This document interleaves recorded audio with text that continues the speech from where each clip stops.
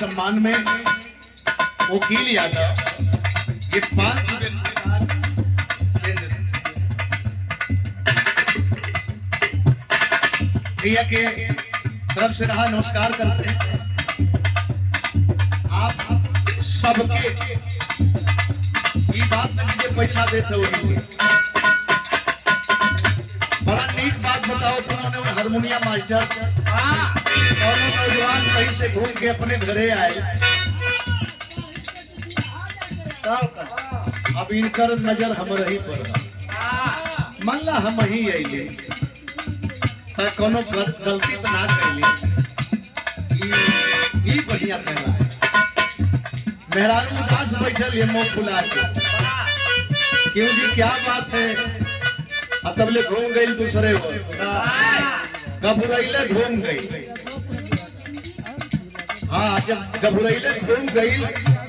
तो उधर गया मुखातिब हुआ फिर पूछा रे भाई क्या बात है लेकिन ओकर घबरायल कम ना भेल न तो घूमल कम है मनसेदू के कहे के परगल कह रहा है क्या कह रहा है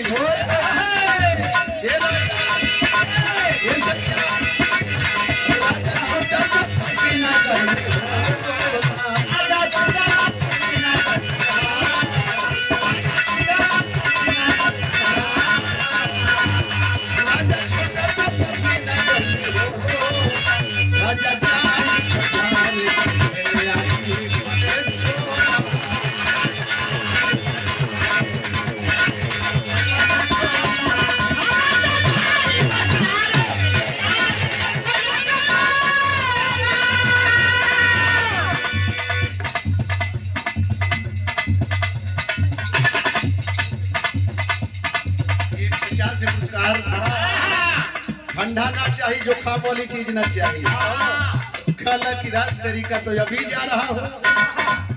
यूं लेकर के चला जा रहा हूँ और जब तैयारी करने जाएगा तो हंसने लगा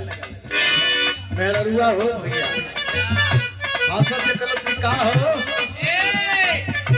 जात हुआ देखे काम और कह ले गया कहलस का